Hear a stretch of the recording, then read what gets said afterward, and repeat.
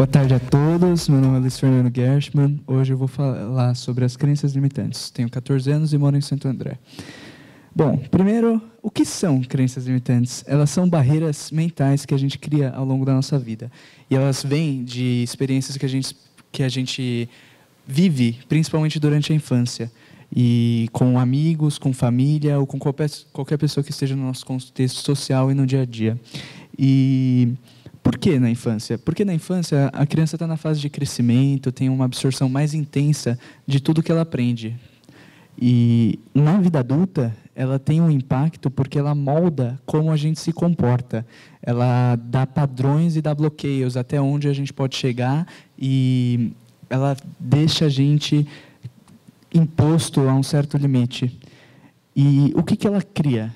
Ela cria aqueles comportamentos de insegurança, aqueles ICs que a gente profere várias vezes. E também gera a ideia de que você não é o suficiente. E isso gera a destruição da sua autoestima, praticamente. Ela limita as suas experiências e o que você pode aproveitar delas. E é importante ter uma reflexão para você ter um autoconhecimento pessoal e saber onde realmente é o seu limite e até onde você pode chegar. Agora, teoricamente, Vygotsky, que é um psicólogo e teórico da educação bielorrusso, ele criou a teoria da zona de desenvolvimento proximal. Ele diz que a distância entre o nível de desenvolvimento real, que costuma determinar através da solução independente de problemas, e o nível de desenvolvimento potencial é determinado através da solução de problemas sobre a orientação de um adulto ou em colaboração dos companheiros mais capazes. Basicamente, o que ele diz é, temos a nossa zona potencial, que é onde a gente pode chegar, e temos a nossa zona real, que é onde a gente está até o momento. E esse caminho, que está destacado em verde, a nossa trajetória da zona real até a zona potencial e o quão ela pode ser acelerada ou retraída, dependendo do nosso contexto social e das pessoas que estão no nosso dia a dia. Agora, a pergunta que fica é por que eu estou apresentando esse tema? Eu estava sem tema, basicamente, e aí a minha professora Rosana decidiu falar, por que você não apresenta da zona de desenvolvimento proximal? Porque é importante você dizer como que as pessoas que estavam ao seu lado te fizeram chegar na sua zona potencial, no que você verdadeiramente conseguia. Ela me apresentou um exemplo dela para aprender inglês, o quão difícil foi, o quão retraída ela foi pela família, pelos estudos, mas no fim ela conseguiu chegar ao objetivo dela. E aí eu decidi dar 2 exemplos do porquê que eu escolhi esse tema, um real e um fictício que eu criei. O primeiro, ele é um exemplo que o contexto social acelerou esse processo até a sua zona potencial. No caso, foi o meu exame de admissão aqui no Liceu Jardim, que era uma prova para conseguir desconto na mensalidade ou, eventualmente, uma bolsa. E a minha zona real, no momento que eu fiz esse exame, era que eu decidi estudar faltando uma semana para a prova. Eu não tinha material, eu não tinha o conhecimento que eu precisava, e eram 163 tópicos que eu precisava saber para fazer esse exame. Eu estava sem rumo, eu não sabia o que eu fazia para ir bem nesse exame. E aí eu corri atrás das aulas de apoio que eles fornecem, fui falando com os professores, resolvendo exercícios, fiz a prova de 22 para 23, a de 23 para 24, fui treinando, e com a ajuda dessas pessoas que estavam no meu dia a dia, desses professores, desses amigos, eu consegui pegar o desconto na mensalidade e isso fez com que acelerasse a minha transição da minha zona real à minha zona potencial. O meu segundo exemplo seria um exemplo que o contexto social impediu o João, por exemplo, de virar programador, mas mesmo assim ele conseguiu superar.